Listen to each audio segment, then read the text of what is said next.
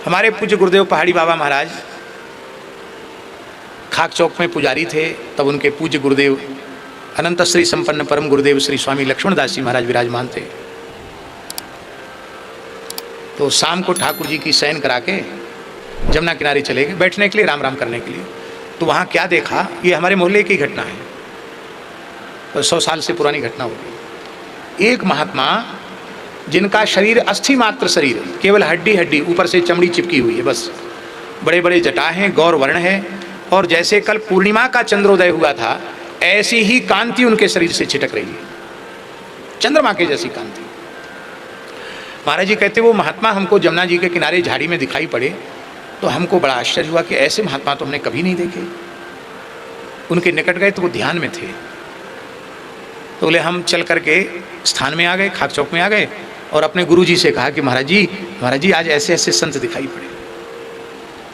रात्रि को लगभग 10 बज गया था, गर्मियों का समय था, बैसाख का महीना था, ये वैशाख शुक्ला दशमी की बात है। तो गुरुजी बोले कि चलें, उन कोई सिद्ध पुरुष आए हैं, चलें उनका दर्शन करें। तो खाली हाथ नहीं जाना चाहिए, तो एक कुल्हड़ में रघुनाथ जी की ब्यारू का दूध का भोग ले लिया और वहाँ गए। बड़ी श्रद्धा से उन संत को प्रणाम किया। उन्होंने ऐसे नेत्र खोल के देखा तो महाराज जी के गुरुजी ने प्रार्थना की कि भगवान आप कहाँ से पधारे हैं। तो उन्होंने कहा बच्चा हम यमुनोत्री से आए हैं, यमुनोत्री धाम से आए हैं जहाँ से यमुना जी का उद्गम हुआ है। तो आपका शरीर तो बहुत दुर्बल है, आप वहाँ से यहाँ तक चल के कैसे आए हैं। बोले हम अपने संकल्प बल से यहाँ आए हैं।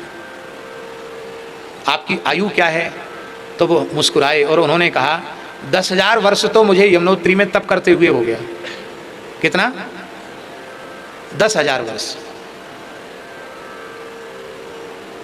यहाँ क्यों आए हैं, यहाँ महाराज जी कैसे पधारे।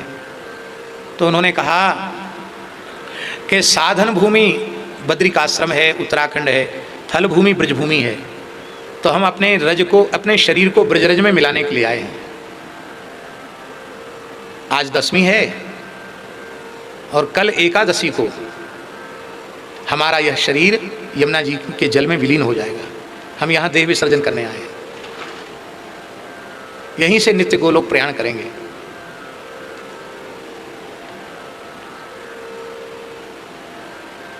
महाराज जी ने कहा कि, महाराज जी के गुरु जी ने कहा कि ये हम रघुनाथ जी का ब्यारू का प्रसाद लाए हैं, आप ले लो। तो उन्होंने कहा बच्चा मैं केवल वायु का आहार करता हूँ, अन्न जल कुछ भी ग्रहण नहीं करता। ये महाराज जी के सामने की घटना है, गुरु जी और महाराज जी के सामने घटी हुई घटना। लेकिन आपने कहा है कि गोपाल जी की गैया का दूध है, रघुनाथ जी का प्रसाद है, अब नहीं लेंगे तो तिरस्कार हो जाएगा। तो कुल्हड़ लिया और ऐसे होठ से लगाया। महाराज जी कहते नेक सी जीभ छुआई होगी, शायद 4 आना भर भी दूध नहीं लिया होगा, और बस सिर से लगा के थोड़ा एक कण लेकर के दे दिया।